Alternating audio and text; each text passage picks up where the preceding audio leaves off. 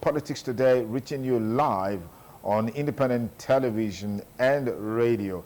I'm Sonny Duke Okosun, your host on the program. Let's meet our guest. Dr.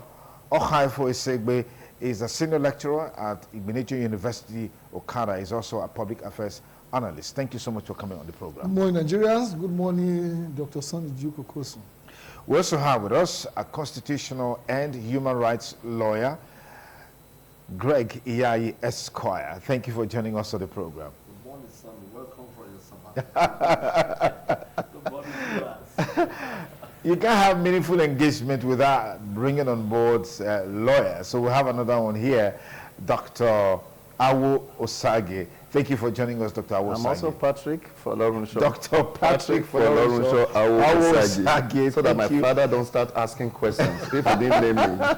Thank you very much Thank for you having for joining us. As always, it's a very robust package that we have for you, where you can also call and be part of the conversation, the domineering impact of the agitations for 2027 general elections. I mean, we've seen very clearly defection of political stalwarts and how politicians defect so easily from one party to another is not a mystery to anybody anymore, if you know what I'm talking about. But our analyst will help us make sense of all of that. Let me begin with Dr. Ohaifo. We're here again where defection is the order of the day. Perhaps the most topical is the defection of Malam Neso El-Rufai from the APC to the SDP, and is calling his supporters to join him, calling on Nigerians to join him in SDP. The same way he probably left PDP, went to APC, and we know, I mean, as they say, the rest is history. But let's begin with you, Dr. Ohaifo. Well, talking about Nasir El-Rufai, the former governor of Kaduna State, he has been a very principal actor, one of the principal actors in Nigerian politics since probably since 1999, because he has been on the stage. So the issue is that whether he decomes or not, for somebody like me, I don't see those kind of people as leaders that we can rely upon.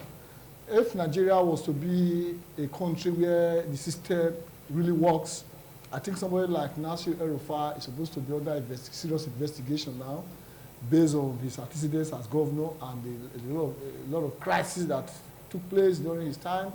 The Sata Kaduna Mayhem, Left Right Center, and he didn't hide it when he said that at a point he was paying some foreign herdsmen or so to say, to stop the killings in Kaduna State.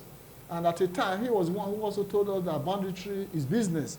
So for El-Rufai, the campaign is as a result of maybe he has not gotten a place in this particular administration, because since 1999, he has always been very functional in every government that come to be.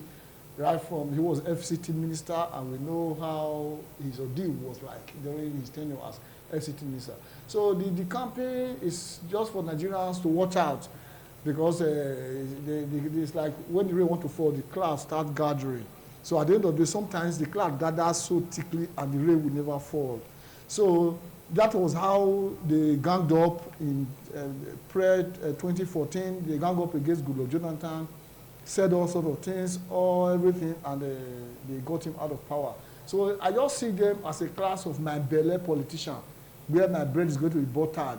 Starting from our home here now, you see some of our House of Assembly members have just decamped. So is it for our benefits? Not for our benefits. Obviously, where their butter is, where their bread is going to be buttered or something like that. Okay. So they are not really for our interest. Okay, let's get to you, Barrister Greg Iyayi. What's your take on this? My take is this.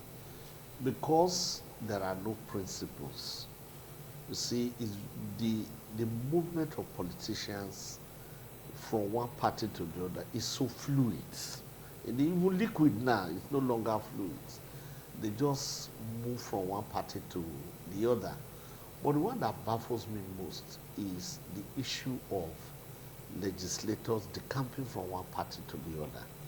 And the pronouncement of the court, particularly the apex court, on this issue is very worrisome, because the ordinary meaning of the section of the Constitution about legislators decamping, which of course the courts have interpreted very clearly, is unambiguous, that if you leave your party, you lose your seats. But we have seen that that cannot no longer be taken for granted, and it's very worrisome. And it's not going to serve the country any good, because it's just going to show that we have a gang of people that can be here today and they can be there tomorrow. Because I feel that if the courts have actually held on to what the Constitution conceived, it will discourage people from this kind of political prostitution that we are having, and people just moving and leaving their constituents, even baffled. So that is one issue. Then, as for the other unelected politicians, we always know that they are looking at, just as we have said, the next election, and they feel wherever they pitch their tents, that is going to favor them in the next election, they will just leave the canopy under which they have been, and then they move to the next party. But that also shows that there are no principles when it comes to Nigerian politics. Okay. Dr. Patrick here, share your thought with me against the background on the impacts of these agitations. What we see most times is that even with the government in power, it looks like the focus is always on the next election at the detriment of governance and the impact on the electorates, as it were. Thank you very much. It has become a systemic failure and becoming a norm that every president, every ruling governor or who sits as president would not be consigned with what he has already achieved as being governor or president or senator or whoever. He's thinking and sending people around on how to fortify himself first and to see how he could get on. I think it's a great and a very, very unfortunate situation we are in. Like my very senior had spoken here very unequivocally, that I want to say, judiciary have not lived up to expectation with all sincerity. And I think this is basically the challenges we've having back and forth, because you don't expect to say yes and tomorrow, oh, the council can be accommodated like this, or because somebody, I'm sorry to start with, even the Senate president, we know how it became. We saw those, issues that arose at the time, that ideally he wasn't supposed to be in the Senate, if we're to go by the way it should be. I think that is a problem. Where the rule of law is whittled down, you have a situation where people begin to take things, and that's my greatest fear. I think the judiciary at this time is at its best, and I think that is where we should be looking at.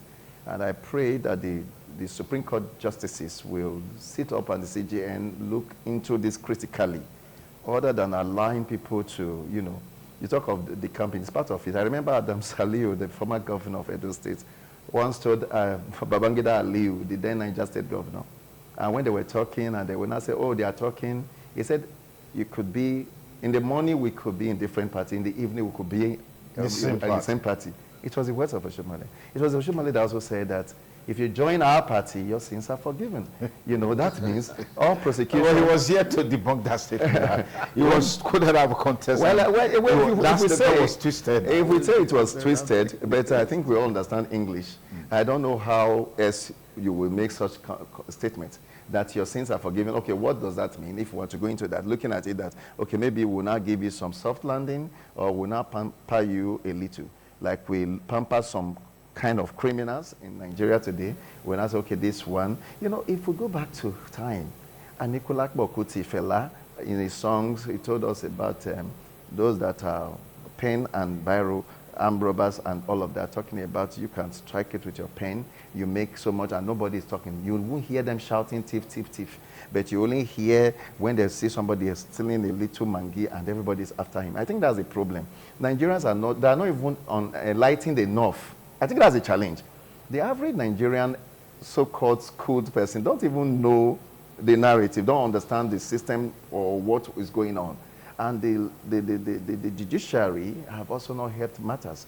So you are in a situation like that, that you are just watching. Say the more you look, the less you see. That is the situation we are in our country today. And it's really unfortunate. And for us to start talking about getting it right, we don't even know what is right. You need to know what is right, or you are working at it. Then you can say, okay, I'm going to get it right. As it is now, you don't even know what is right or wrong.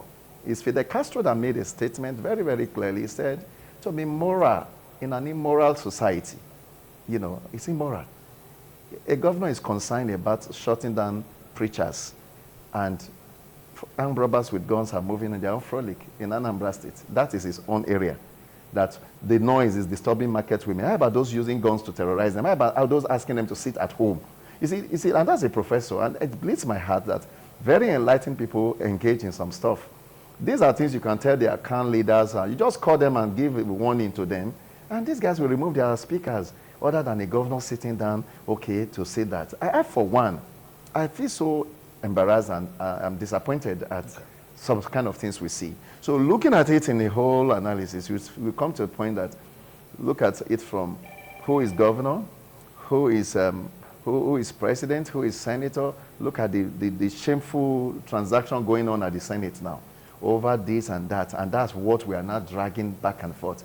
They are not sitting down to make good laws that will help the country anymore. We are looking at who was after another man's wife and some woman going somewhere to complain. That is what is now at the front. She's suspended for some 6 months and she's going to, you know, it doesn't make any sense. I think the international community, they are making a mockery of us and they are really laughing at what is going on in the country. I think that's how I see it. We'll take a short break. When we return on our conversation today on Politics Today, looking at the agitations and movements here and there for 2027 elections, we will be looking at something quite critical to the 2027 election, which is the role of the opposition party. Some of them are also immersed in intra-party squabbles. We'll take a break. We'll be back with you in a moment. Don't go away. Thanks again for rejoining us on the program Politics Today on independent television and radio. Another major talking point, which of course is very audible, is the issue of intra-party squabbles ahead of the 2027 election.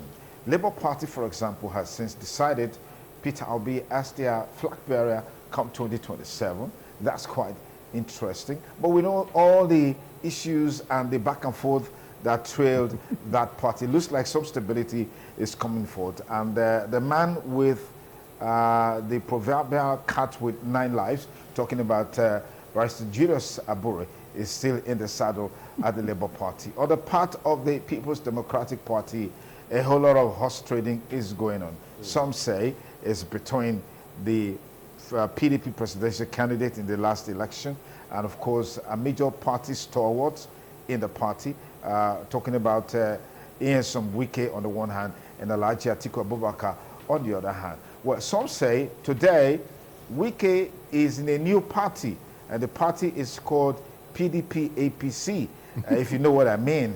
But that's on the lighter side. And then, of course, for the SDP, the former presidential candidate of the SDP has also come out to say that those who are joining the party now, they are welcome, but he will be the party's flag bearer in 2027. These are all coming forward. Gentlemen, let's look at this latest development with some of the intra-party issues that are coming forward. Let me begin with you, Dr. Hyde. Yes, we actually should not take these people seriously at all. It is said that first beating twice shy. This was how they have been organizing themselves when election is approaching. So, but I think our major focal point now should be on INEC. Because wherever they gather, at the end of the day, it is INEC that is going to conduct election. So they are gathering is not for the benefit of Nigeria. Those, if you see those that are gathering now, maybe from somewhere like El-Rufai now, he is somebody who felt he has been left out. Now, coming to the issue of Wike, the Buruburu of Sarsat, I think Wike seemed to be overreaching himself, all as a result of the weaknesses in our system. Because I cannot imagine how someone who has served as former governor 8 years, apart from other offices he has held in the past, now you have been appointed as a minister against all odds. You are a PDP, according to you, you are a PDP man. But APC appoints you. We have no problem with that. Why don't you focus on your appointment as minister of the FCT and see how you are going to make FCT better than to come around? You are the one that is disturbing all the people in PDP. You are the one that is, so it is as a result of the fact that there is no system. The system is seriously collapsed. So what we have is individuals, high-powered people who have constituted themselves into cartel. They have considered themselves into demagogues. They have considered themselves, in fact, Nigeria is under a siege. So going forward toward the 2027 election, it is expedient that we as Nigerians, we should rethink about our country, about ourselves. It's not about people that are organizing themselves. First of all, as Nigerians, let us watch out for credibility. But our credibility seems to be usually sacrificed on the altar of the INEC stewardship. So there must be a way by which we must hold our INEC responsible if we are going to get anything resourceful from 2027 election. Because if this president that is still on, that is on the seat now is the one that is still going to confirm the INEC chairman, the INEC commissioners, and in fact we are joking, because what at the end of the day, even no matter how credible the election seems, ITV, as credible as ITV is, cannot announce the result of that election, even if Sonny Duke was the returning officer or so until INEC will come and announce it, and whatever INEC give us, they will ask us to go to court. That is where we are having problem. So the 2027 is just like 2023, at the same as the other previous elections, even the one we had in 2015 that hosted the Goodluck Jonathan. So the destiny of Nigeria is on the hand of INEC, and as long as INEC is still being under the presidency, my brother, we are under a siege. Okay. Dr.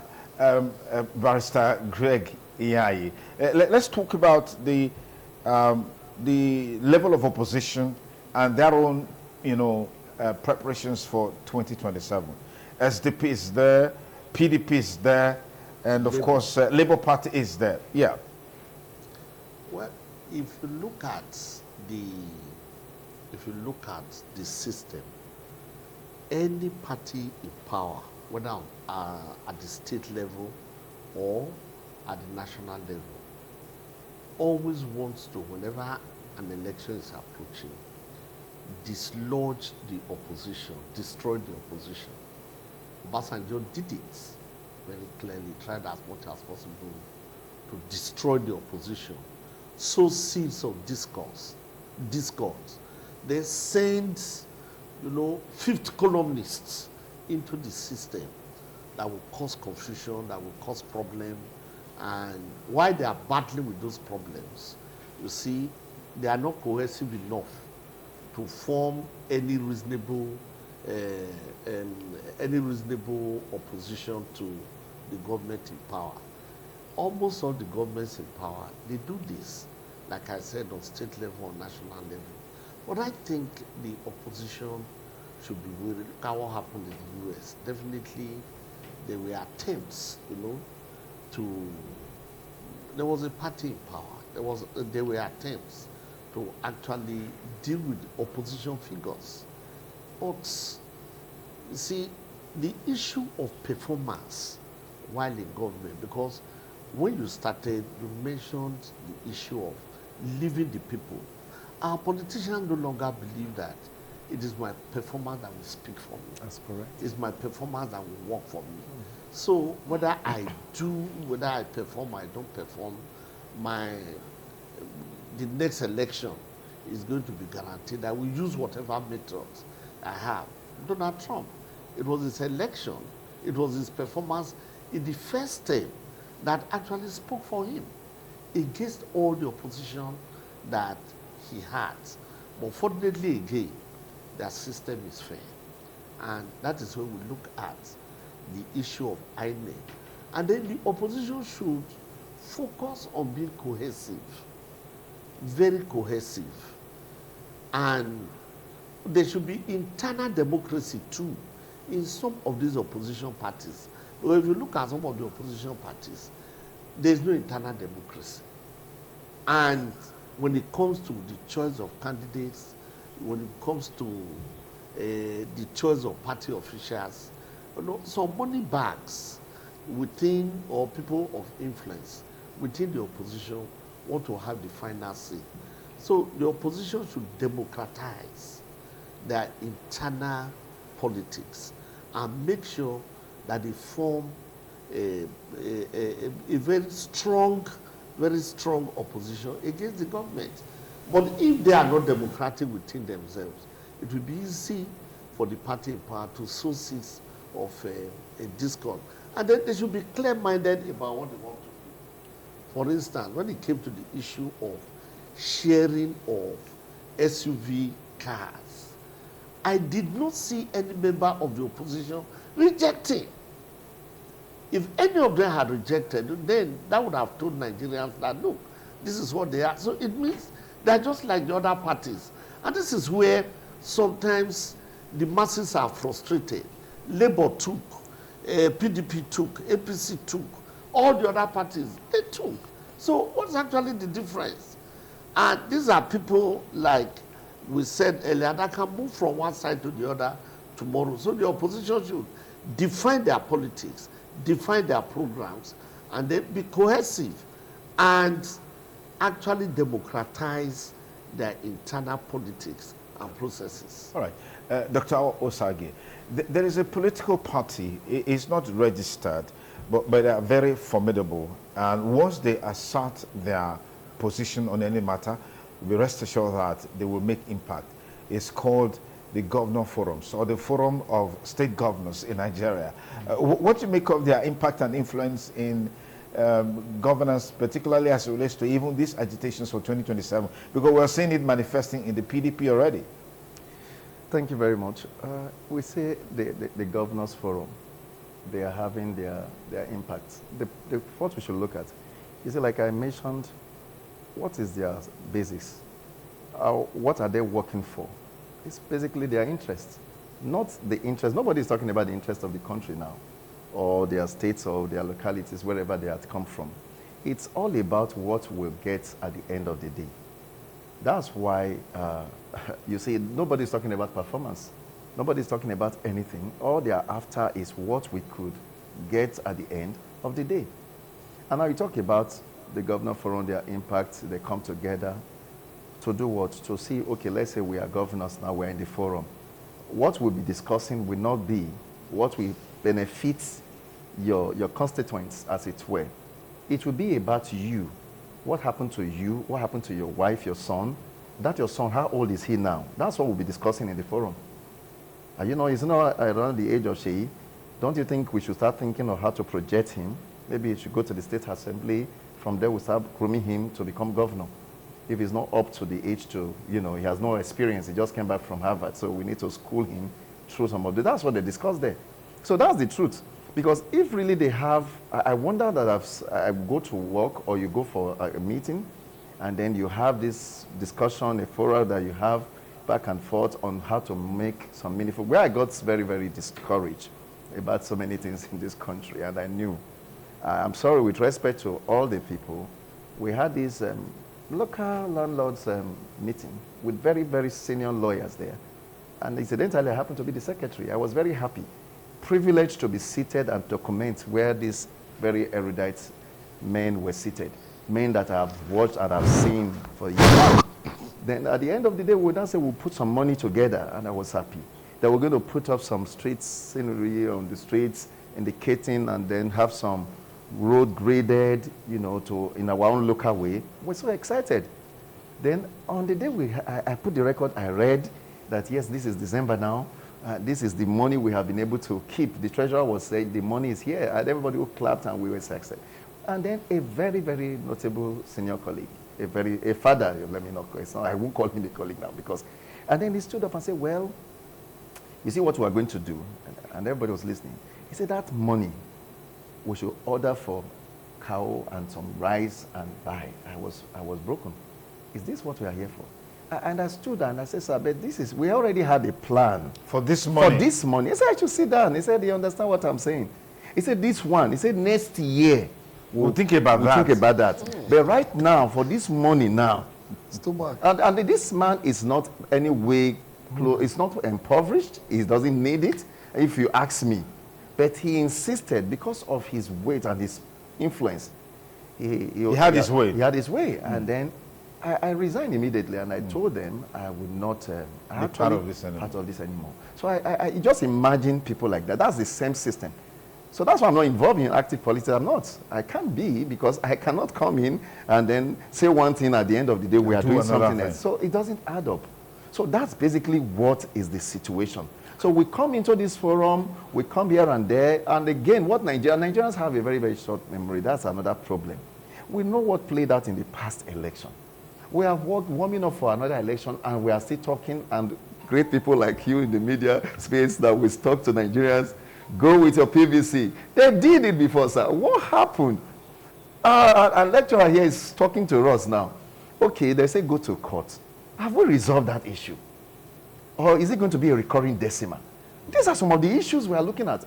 Joseph Stalin made a statement. One-time Chancellor of Germany, he said it's not those that cast the votes. Those that count it. He said the people that count it. And I added my little own, that the one that control the man that is counting. You hear them counting the election, you say, a minute, I want to receive a phone call. A phone call will come in. We saw the former governor and all that play out in the past election. Restrained, you can't go here, you can't. A call is coming from from INEC head office or something.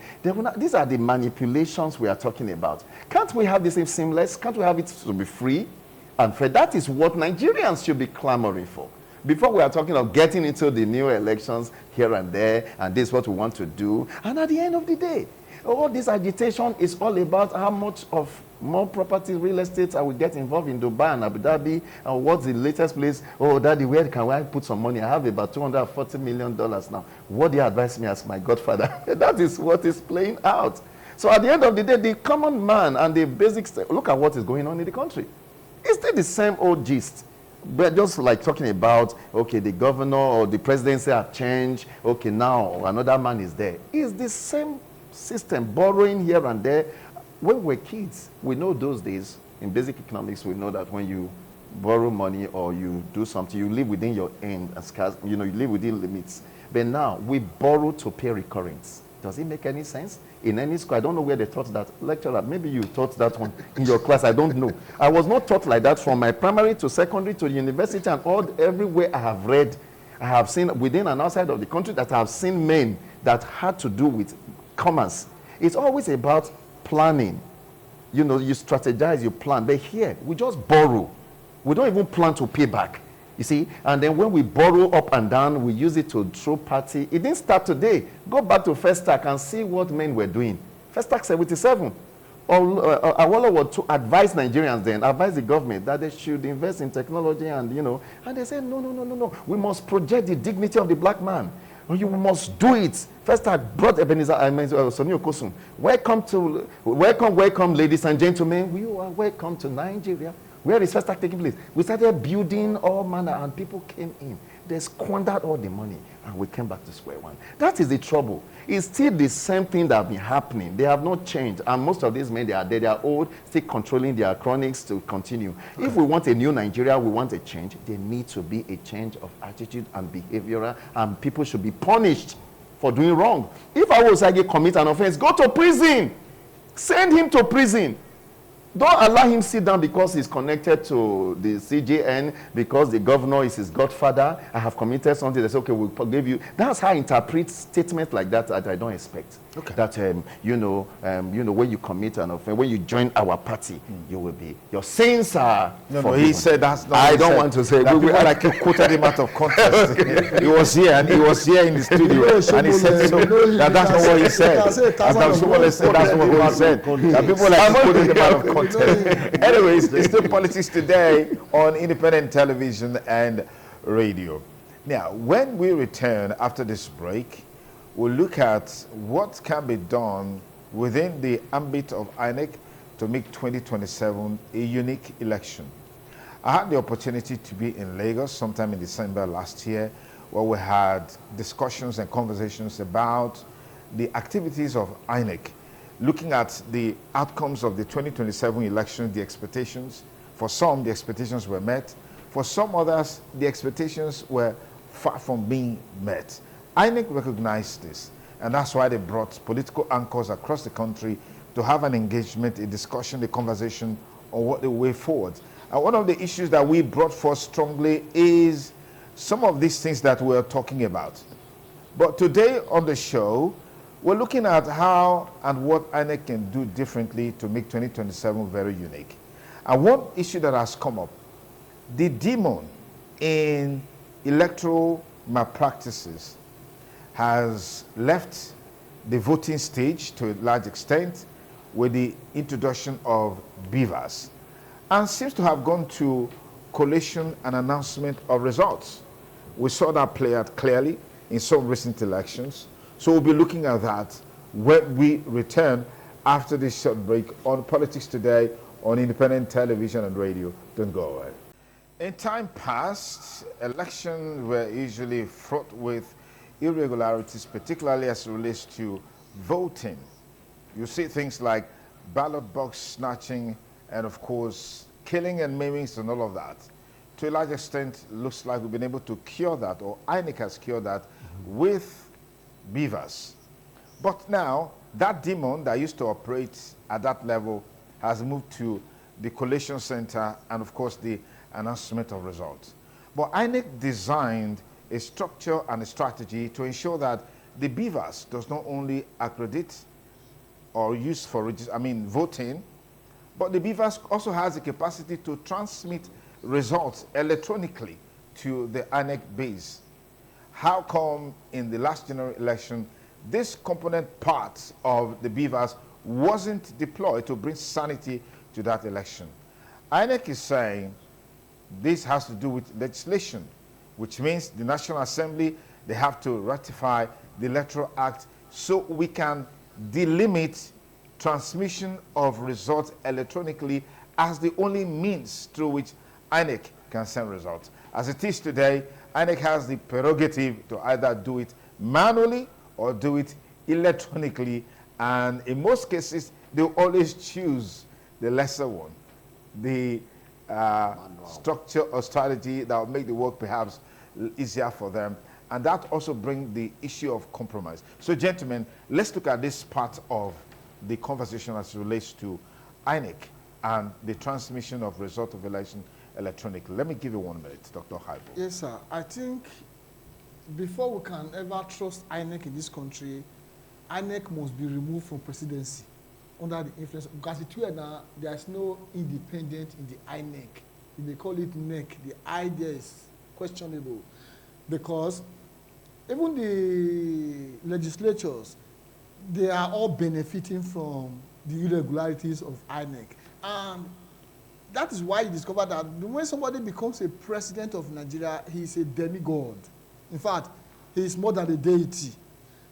Everyone rushes towards him because he's the one who calls the shot. So for politicians to boldly tell you, the way INEC have announced the result, you can go to court, that has already destroyed the system. In those days, it used to be the way to get the nomination of the ruling party, which was PDP as at that time, during Obasanjo.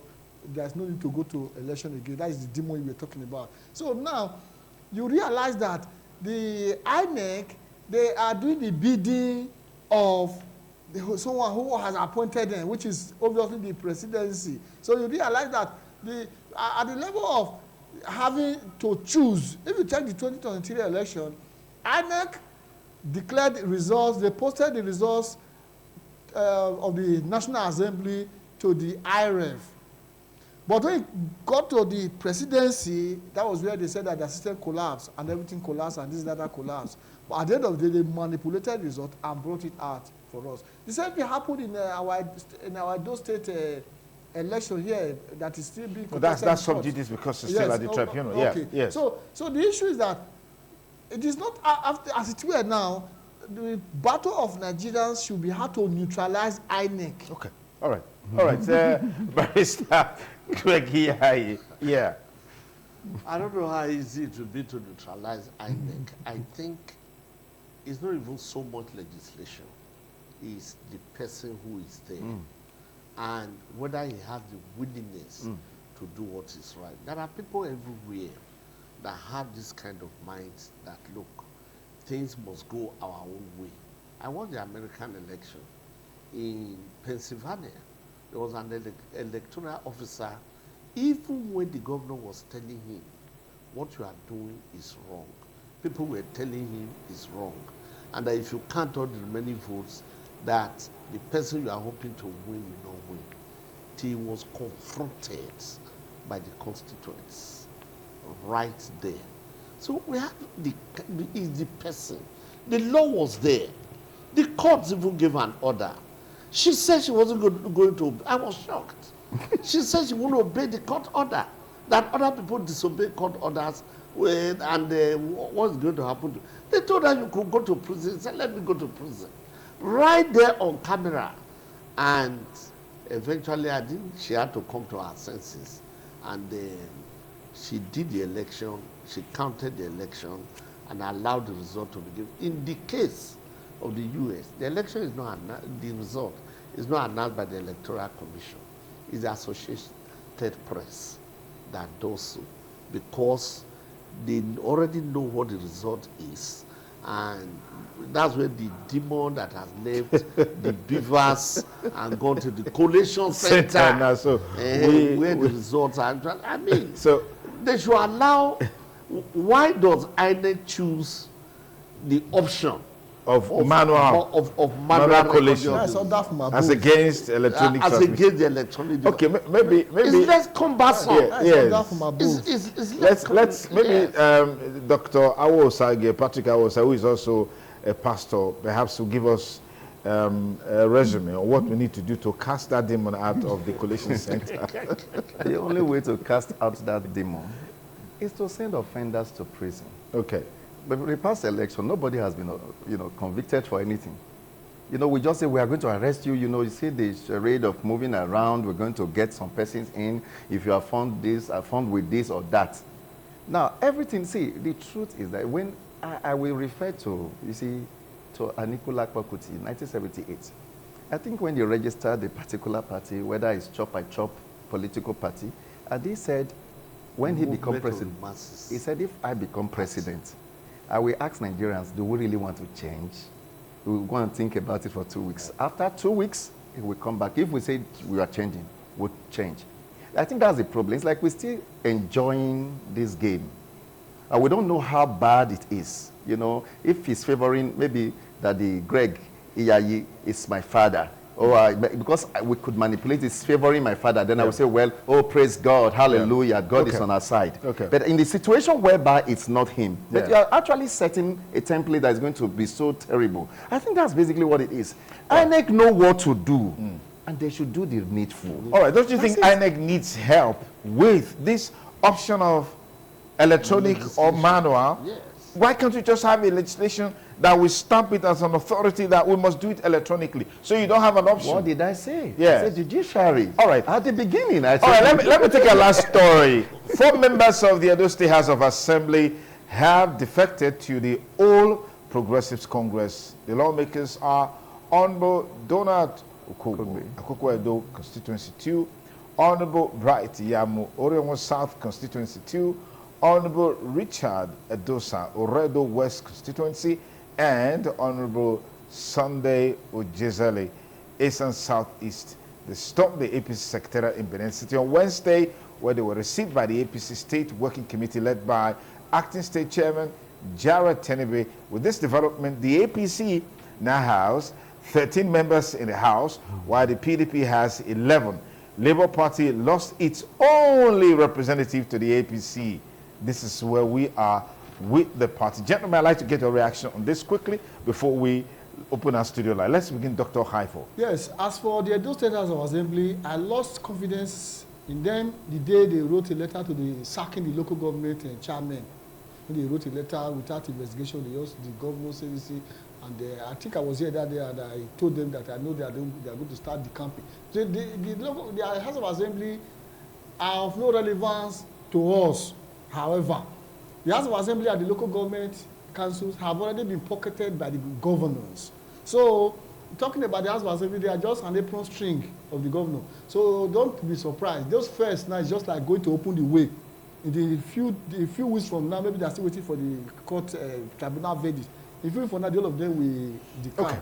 Okay. So they are not helping us at all. They are only helping the governor to approve. When the former governor was there, they always approve. This one has gone out, they will continue to approve. So they are not for us. They are for their own self. All right, Bryce, yeah, you quickly, 1 minute. Well, I would like those legislators to think twice. Personally, I would have loved the law to take its course and let them lose their seats. Because when you were elected, you were not elected as an individual. That seat is for a party. If you vacate, if you decide to leave that party, that means you are vacating that seat.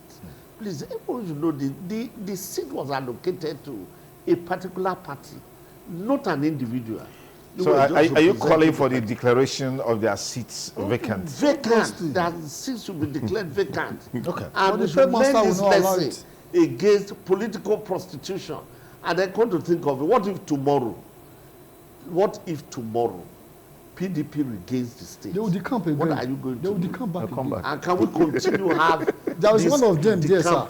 Decamping. All right, I don't want us to miss it. Let me get Dr. Awo because I want to have our studio line open. Yes. Well, it's just the way it is. You know, they say if you can't beat them, you join them. That's just the truth.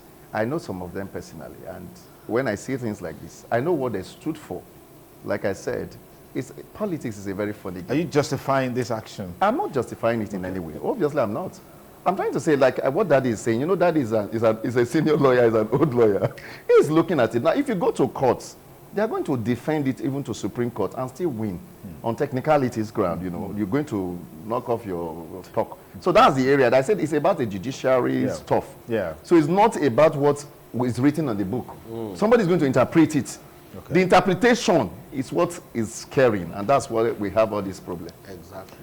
Okay, yeah, we will open our studio line so you can call and contribute to the discussion this lovely Saturday morning. Politics Today on independent television and radio.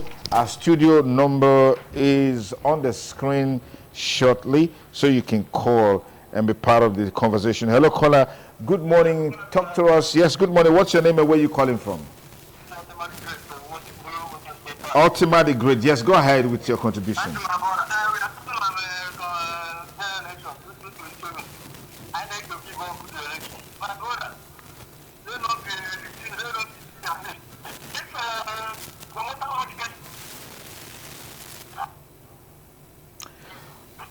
We're having a bit of a challenge with your call. I'm sure it's the network. Ultima the Great, you're just on the verge of making your contribution, but we can barely hear you. Okay, so we'll just take you out. 080-7777-0300. That's our studio number. Hello, caller. Good morning. Talk to us. What's your name? Yes, go ahead. Go ahead, Shoemaking Directorate. Yes, something is very important here. Why election is so critical is that it determines who comes to power. And whether it's at the end of affairs, we dictate the flow of budget, the expenditure, what to expect, and the expenditure of a particular year for the next 4 years. And it's so critical that many of our politicians, because they are, should I say, because they are next to, should I say next to nothing, with all apology. So they see politics as a means of livelihood. That is the problem. Because there is no enterprise of the state or the nation for which we determine our national identity in the international community. That will depict how many politicians become move from one political party to another to secure their interest. Okay, thank you, Shoemaking Directorate. Our studio number is still open. Dial it right now. Let's get your take on the conversation. Hello, caller. Good morning. You're next on the show. Good morning, caller. We have you on, but we couldn't really get your conversation there. Hello, caller. Good morning. Please turn down the audio level of your television or radio set to remove the echo. Turn it down so we can hear you loud and clear. 08077770300. Good morning, caller. Tell us your name and where you're calling from. Hello, good morning. Good morning. My name is Peter, calling from. All right, go ahead. The problem around Nigeria as a whole, by the analysts and the right, our politicians, they are afraid and they are disappointed. Then they are fighting for their own selfish interest, for their good and the betterment of their family.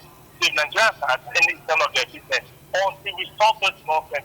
As far as you want to defend from your political party, the party that are elected, want to defend that they should defend your partners. And I think that's when all this nonsense should stop. Thank you. All right, thank you. Thank you very much for your contribution. Straight to the point. Our call line is still open. Good morning, caller. Tell us your name and let us know where you're calling us from so we can have your contribution. Good morning. Yes, good morning. Go ahead. Do you hear me? Yes, loud and clear. Go ahead. We are talking about free and fair 2020 election. Yes. Now go ahead.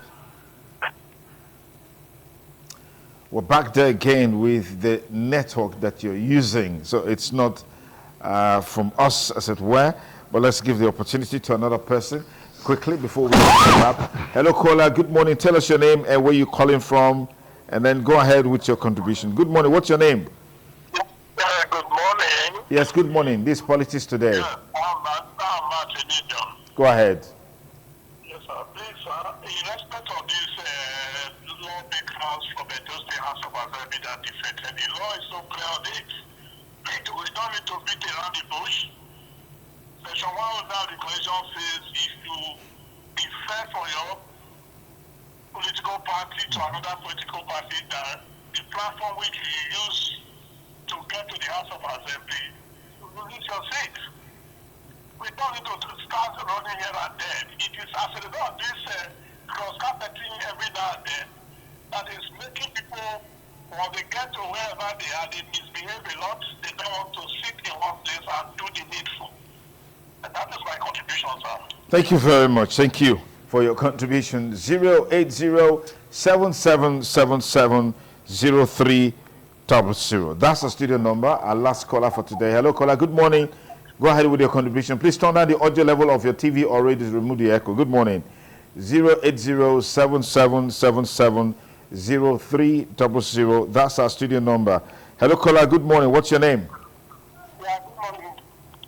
Yes, what's your name and where are you calling from? Yeah, this is kind of I'm calling from. Go ahead. Go ahead. What I want to say is that fresh jobs in one government, thank God that people were posted.